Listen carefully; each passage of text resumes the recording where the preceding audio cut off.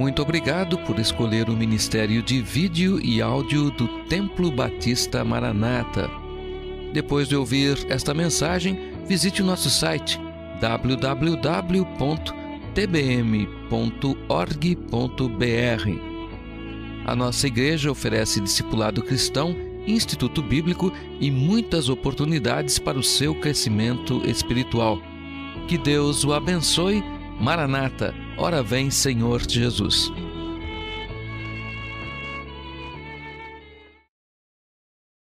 E para isso vamos ler João capítulo 4, versos 39 a 42. João capítulo 4, versos 39 a 42. Aqueles que puderem colocar-se em pé, nos coloquemos. Eu vou ler esse texto e depois, ainda em pé, nós vamos orar. Jesus Cristo, o Salvador. Esse é o nosso tema de hoje. Diz assim a palavra de Deus. João capítulo 4, versos 39 a 42. E muitos dos samaritanos daquela cidade creram nele, pela palavra da mulher que testificou. Disse-me tudo quanto tenho feito. Indo, pois, ter com ele os samaritanos, rogaram-lhe que ficasse com eles, e ficou ali 2 dias. E muitos mais creram nele por causa da sua palavra. E diziam à mulher: já não é pelo teu dito que nós cremos, porque nós mesmos o temos ouvido, e sabemos que este é verdadeiramente o Cristo, o Salvador do mundo. Então veja bem o que eles disseram: porque nós mesmos o temos ouvido, e sabemos que este é verdadeiramente o Cristo, ele é o Salvador do mundo, ele é o nosso Salvador. Obrigado, Senhor, pela pessoa de Cristo. Obrigado porque o nosso Salvador é um Salvador que tem tanto zelo pela nossa vida. É um Salvador que nos ama de tal forma que o preço mais caro a ser pago, a sua própria vida, Ele deu em nosso lugar. Obrigado porque Ele nos ama, sabendo quão pecadores nós somos. Obrigado porque o bom Salvador deu a sua vida em resgate das suas ovelhas que estão aqui reunidas hoje. Nós, ó Deus, vamos falar sobre Cristo hoje. Falar que Ele é o nosso Salvador. E por isso nós carecemos, Pai, que o Teu Espírito Santo ilumine o nosso entendimento, como sempre tem feito. Mas principalmente nós oramos por aqueles que porventura estejam entre nós. Aqueles que ainda não têm essa luz do céu habitando neles. Ó Pai, usa do Teu Espírito Santo e da palavra pregada do Teu Evangelho, a fim de convencer aqueles que ainda não têm Cristo, a saírem daqui com Cristo em suas vidas, salvos e redimidos, caminhando para o céu a partir desta noite. É o que nós te rogamos em nome dele, o nosso Salvador. Amém. Podem se assentar, irmãos. 2 questões eu quero propor aos irmãos. Por que apenas Jesus Cristo pode ser o nosso Salvador? É a primeira delas. Por que nós não podemos escolher outra pessoa? Por que nós não podemos escolher um outro Salvador? Porque entre bilhões e bilhões de seres humanos que hoje estão na Terra e tantos bilhões que já passaram nesta Terra em todos esses anos da nossa raça aqui, por que nós não podemos escolher outro? Por que precisa ser Jesus o teu Salvador? E em segundo lugar, qual é a base para pregarmos a mensagem de salvação? Ou seja, que Cristo é o Salvador. Por que então só Jesus pode ser o Salvador? E por que nós pregamos que Ele é o Salvador? Tem que haver uma base. Tem que haver uma verdade bíblica. Por que Ele é o nosso Salvador? Porque nós dissemos com tanta alegria que Jesus Cristo é o Salvador, o único Salvador. A Bíblia nos responde claramente isso. Eu quero responder essas 2 perguntas com 3 pontos extremamente claros, simples, fáceis de lembrar, fáceis de compreender, para que saiamos daqui com o nosso coração cheio da verdade que Jesus é o nosso Salvador. Em primeiro lugar, são 3 quesitos que são necessários. O Salvador tem que preencher esses 3 quesitos. Ele não pode preencher apenas um, ele não pode preencher apenas 2, ele tem que preencher satisfatoriamente 3 quesitos para que ele seja o nosso Salvador. E o primeiro deles, ele tem que poder salvar. Ele tem que ter as condições para salvar. Ele tem que ter o poder para salvar. Ele tem que realmente ser o Salvador capacitado. Jamais adiantaria alguém se propor como Salvador se não tivesse as características, realmente a capacidade de salvar. Jamais adiantaria, ou não teria nenhum valor, qualquer um de nós se apresentar como Salvador, se aquilo que é necessário para ser o Salvador não tivesse nessa pessoa. Podemos pensar agora em alguém talvez fora da humanidade. Talvez um anjo pudesse se apresentar como Salvador. Talvez o próprio Satanás pudesse, Lúcifer, apresentar-se como Salvador. Talvez qualquer outra criatura, nós não sabemos, pudesse apresentar e dizendo, eu sou o Salvador. Ele precisa ter as características. Ele precisa preencher quesitos. E o primeiro deles, para ser o Salvador, ele precisa ser membro da raça humana. O Salvador tem que ser um de nós.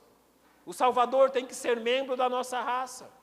Observem uma lei espiritual que Deus estabeleceu. E quase todas as coisas, segundo a lei, se purificam com sangue. Então Deus disse que sem derramamento de sangue não há remissão. Deus estabeleceu desde o princípio, desde o Éden, que sem derramamento de sangue não há perdão dos pecados. Quando Adão e Eva pecaram no Éden, Deus matou animais, foi derramado sangue, e da pele daqueles animais Deus fez vestes para Adão e Eva. Mas para que eles fossem vestidos, sangue precisou ser derramado. No Velho Testamento, Deus estabeleceu que animais eram mortos no lugar dos pecadores. Sacrifícios cruentos, sacrifícios de sangue. Então os judeus, que eram os guardiões da lei, quando havia pecado na vida de um judeu, e o Velho Testamento exemplifica bem isso, ele precisava matar um animal, e esse animal morria no lugar dele. Mas observe bem o que diz Hebreus capítulo 10, verso 4, porque é impossível que o sangue dos touros e dos bodes remova pecados. Não havia como, não era sensato, e Deus não havia estabelecido isso, que continuamente, até o fim, o sangue de animais representasse o sangue de pessoas. Deus havia estabelecido, sem derramamento de sangue, não há perdão. Deus então estabeleceu que enquanto o Salvador não viesse, animais seriam mortos no lugar dos pecadores. Mas chegou um momento, quando Deus já não aceitou mais animais. E assim nos diz Mateus 1, 21, que dará à luz um filho, e chamarás o seu nome Jesus, porque ele salvará o povo dos seus pecados. Então Deus enviou o seu filho a esse mundo, e esse filho veio a esse mundo, nasceu de Maria, ele é um dos nossos. Ele é um ser humano como nós. Ele se tornou um homem. E o primeiro quesito necessário, Jesus preencheu. Precisava ser membro da raça humana. E através do seu nascimento, Jesus tornou-se um de nós. E claramente, quando Deus o nomeia, ele diz que o seu nome será Jesus, o Salvador, porque ele salvará seu povo dos seus pecados. Notem que maravilha. Jesus se torna um de nós para nos salvar. Mas não era apenas isso, irmãos. Ele precisava ser um de nós, um membro da raça humana. E ele precisava não ter pecado pessoal. Se fosse apenas ser um membro da raça humana, qualquer um de nós poderia. Mas não bastava isso. Tinha que ser um de nós, sem pecado. Então observe o que Romanos nos diz. Porque todos pecaram e destituídos estão da glória de Deus. Então, além de ser membro da raça humana e não ter pecado, isso já excluía toda a humanidade, excluindo Cristo. Os capítulos 5, verso 12 de Romanos diz: portanto, como por um homem entrou o pecado no mundo e pelo pecado a morte, assim também a morte passou a todos os homens, por isso que todos pecaram. Então se estabelece um problema. É preciso ser alguém da raça humana, mas nós temos toda a raça humana pecadora. E Deus estabelece a solução para esse problema, enviando o Senhor Jesus. E Hebreus 4,15 nos diz claramente a respeito dele. Porque não temos um sumo sacerdote que não possa compadecer-se das nossas fraquezas. Porém, um que, como nós, em tudo foi tentado, mas eu frisei ali, sem pecado. Porque Jesus é o Salvador. Porque Ele é um de nós. Ele é um humano perfeito, mas um humano perfeito sem pecado. Ele jamais pecou, jamais houve pecado em Jesus. E notem, quando Jesus é julgado e condenado à cruz, Pilatos assim diz: qual é a verdade?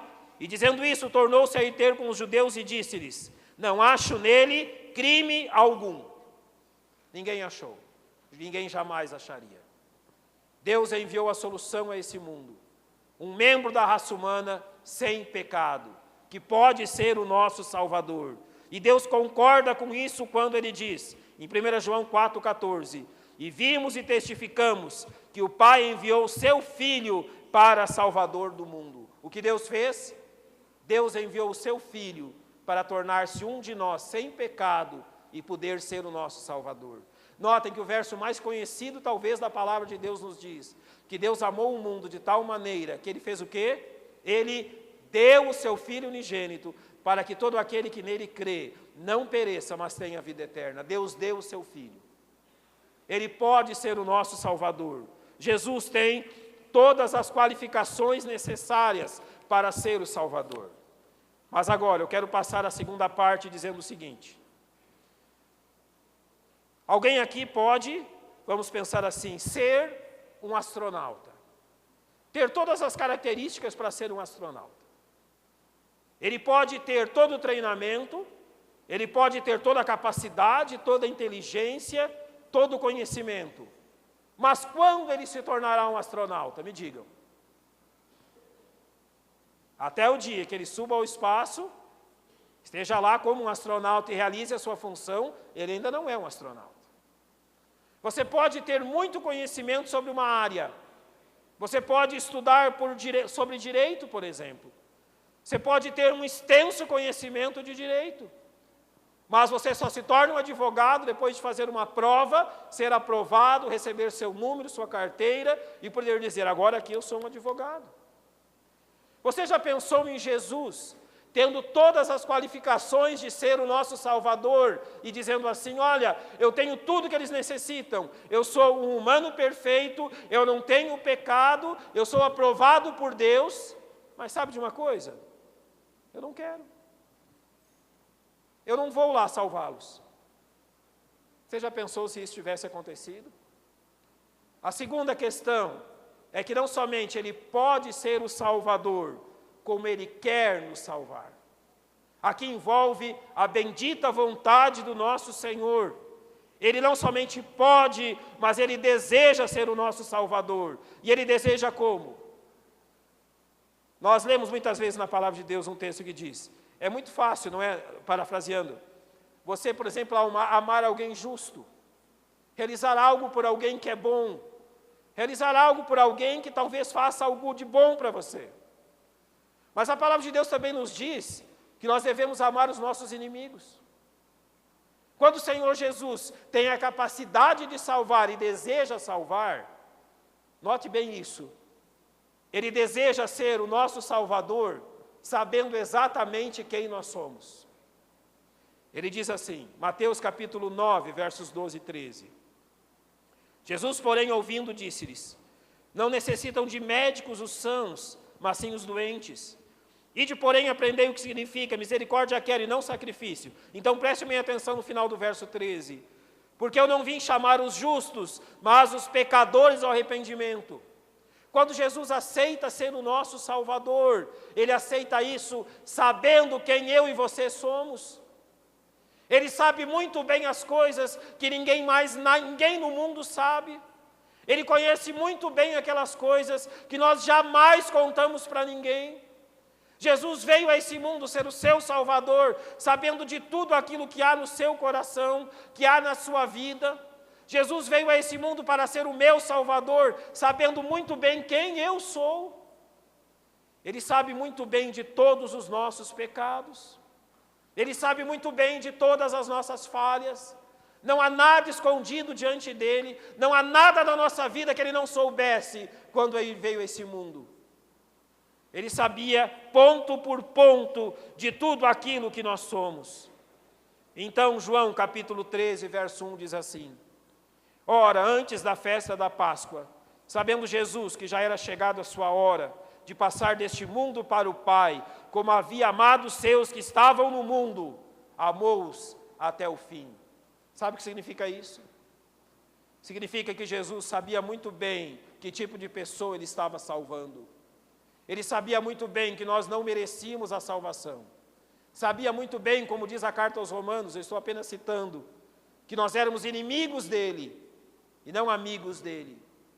Ele deu a vida na cruz para morrer por pecadores e inimigos dele. Notem, você faria isso? Você amaria quem te odeia? Você demonstraria amor por quem se rebela contra você? Pois saiba que Jesus nos amou até o fim, até a cruz, sabendo muito bem quem nós somos. Aquilo que apenas nós sabemos, Ele sabe, e mesmo assim nos ama. E Ele fez isso voluntariamente. Por isso o Pai me ama, Ele diz em Lucas 10. Porque dou a minha vida para tornar a tomá-la. Note o que Ele diz: ninguém a tira de mim, mas eu de mim mesmo a dou. Tenho poder para dar e tenho poder para tornar a tomá-la. E este mandamento eu recebi de meu Pai. Aqueles homens não mataram Cristo. Não. O Senhor Jesus, por sua própria vontade, deu a sua vida na cruz. Ele podia, naquele momento na cruz, de realizar a obra da nossa salvação. E a palavra de Deus se refere a isso. Ele podia ter chamado legiões de anjos para livrá-lo das mãos daqueles homens maus e pecadores. Daquele povo que zombava dele. Os judeus zombavam dele, os soldados romanos zombavam dele, as pessoas que passavam zombavam dele. Ele podia ter destruído a todas aquelas pessoas e não o fez. E não fez por quê? Ele não fez porque nos ama. Ele foi até o fim da obra da cruz, e Ele deu a sua vida voluntariamente, porque Ele queria nos salvar. Notem que a primeira coisa que eu disse é que Ele precisava ter as características, precisava ser realmente o Salvador, e isso Ele provou que é. Não somente isso, Ele não podia ser obrigado a isso.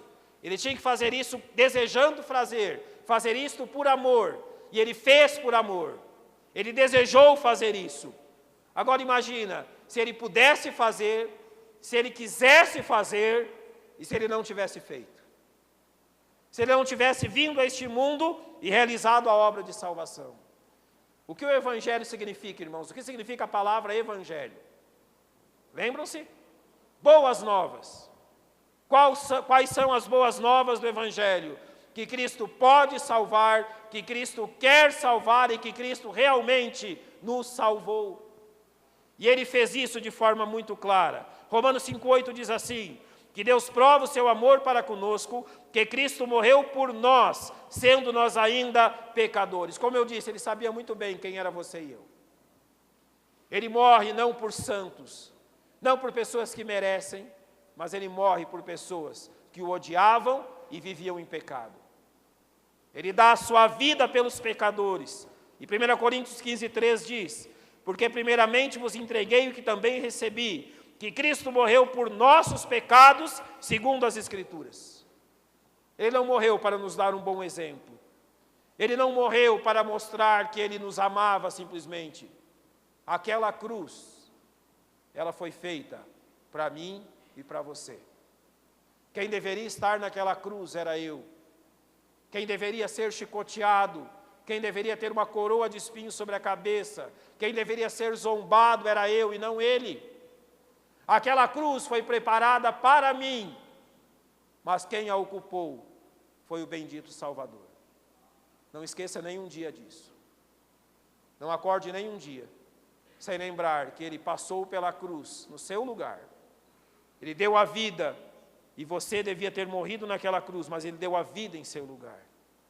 Em Hebreus 9,12 diz claramente: mas por seu próprio sangue entrou uma vez no santuário, havendo efetuado uma eterna redenção. Notem que a salvação que Jesus nos dá não é uma salvação que precisa ser completada, não é uma salvação que precisa ser acrescentada a algo, não. É uma salvação completa, e o perdão do pecado é completo que Ele nos dá. Uma salvação que vai realmente interferir em todas as áreas da nossa vida. Ele diz claramente: uma eterna salvação, uma eterna redenção. De tal forma que em Hebreus 10,10 nós lemos: na qual vontade temos sido santificados pela oblação do corpo de Cristo, pelo oferecimento do corpo de Cristo, feita uma vez. E o verso 12 diz: mas havendo oferecido para sempre um único sacrifício pelos pecados, está sentado à destra de Deus.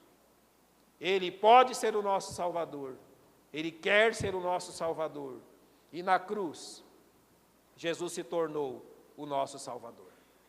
Um Salvador completo, que obtém uma salvação completa.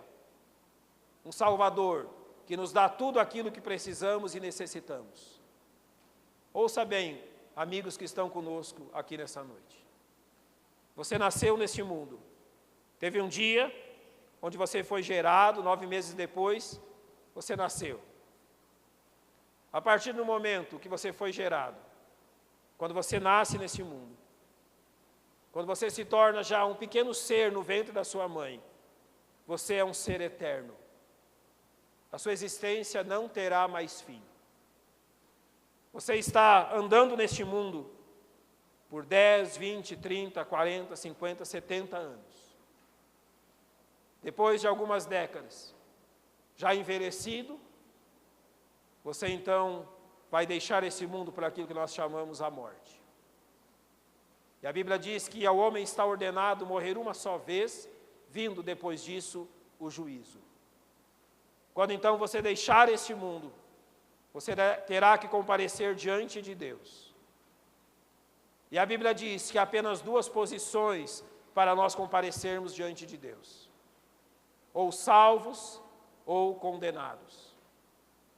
E qual é o fato que nos salva ou condena diante de Deus? A palavra de Deus diz claramente que aquele que tem o Filho tem a vida, mas aquele que não tem o Filho não verá a vida. E ele completa no Evangelho de João que a condenação de Deus está sobre ele. Se você deixar este mundo hoje, sem ter esse Jesus que estamos falando, sendo seu Salvador, Deus não vai perguntar para você, na eternidade, o que você fez de bom ou de ruim. Só haverá uma pergunta naquele dia: se esse Jesus, o Salvador, é o seu Salvador. E claramente o Senhor nos diz como tê-lo como nosso Salvador. Em Atos capítulo 17, verso 30, o Senhor diz: mas Deus, não tendo em conta os tempos da ignorância, anuncia agora a todos os homens em todo lugar que se arrependam.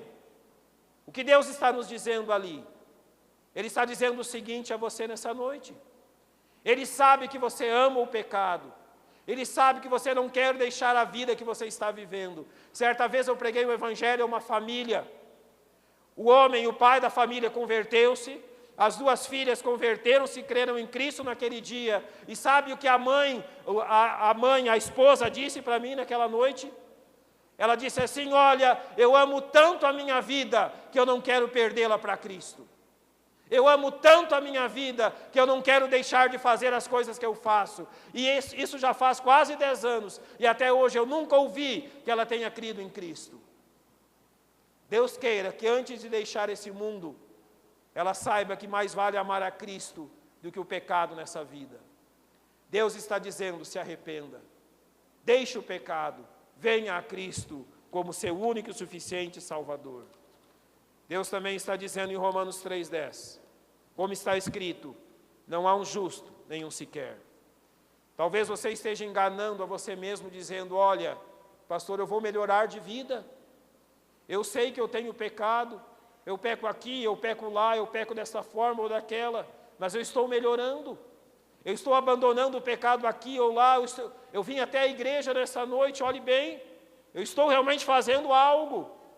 Mas, meu amigo, você ainda não fez o que é necessário fazer. Realmente você está fazendo bem vindo à igreja nesta noite, mas aquilo que é necessário à sua salvação, você ainda não fez, porque a Bíblia diz que não há um justo nenhum sequer. Você não tem como salvar-se a si mesmo. Mas como nós lemos já, Deus prova o seu amor para conosco, em que Cristo morreu por nós, sendo nós ainda pecadores. Deus conhece a sua vida. Deus sabe muito bem o que você tem feito ou não. Deus sabe muito bem o que você tem realizado ou não. Deus sabe tudo aquilo que as outras pessoas não sabem. Então você não precisa ter vergonha de vir diante de Deus clamando por Ele por salvação. Não, você não precisa. Ele sabe de tudo. Ele quer sim ouvir dos teus lábios, mas Ele sabe de tudo isso. E Jesus morreu por você, em seu lugar, para que você seja salvo. Então, Romanos capítulo 10, versos 9 e 10 dizem: a saber, se com tua boca confessares ao Senhor Jesus, e em teu coração creres que Deus ressuscitou dentre os mortos, serás salvo, visto que com o coração se crê para a justiça, e com a boca se faz confissão para a salvação. Se tu creres que Deus ressuscitou dentre os mortos, serás salvo. Esse Jesus que pode ser o Salvador, que quer ser o Salvador, Ele pode sair daqui nessa noite sendo o teu Salvador. Ele pode mudar a sua vida em uma decisão. Ele diz claramente na carta de Apocalipse, Ele diz: eis que estou à porta e bato. E hoje à noite Ele está à porta do teu coração batendo e dizendo: se você abrir a porta do seu coração, eu entrarei em sua vida, eu terei comunhão com você e você comigo. E Ele diz claramente que você será salvo por toda a eternidade. Notem, o Salvador te chama a ter um relacionamento de vida com Ele. Você tem duas respostas. Ou você diz sim, eu quero Jesus como meu Salvador. Ou você diz assim: olha, eu compreendo que Ele é o Salvador, mas eu amo tanto a minha vida, que eu vou permanecer fazendo as coisas que sempre fiz. A escolha é sua. Apenas eu quero que você diga a mim claramente: você tem certeza que você vai ver o sol nascer amanhã? Você tem certeza que você vai estar vivo amanhã? Pois saiba que essa pode ser a tua última oportunidade. Vamos fechar os olhos e orarmos.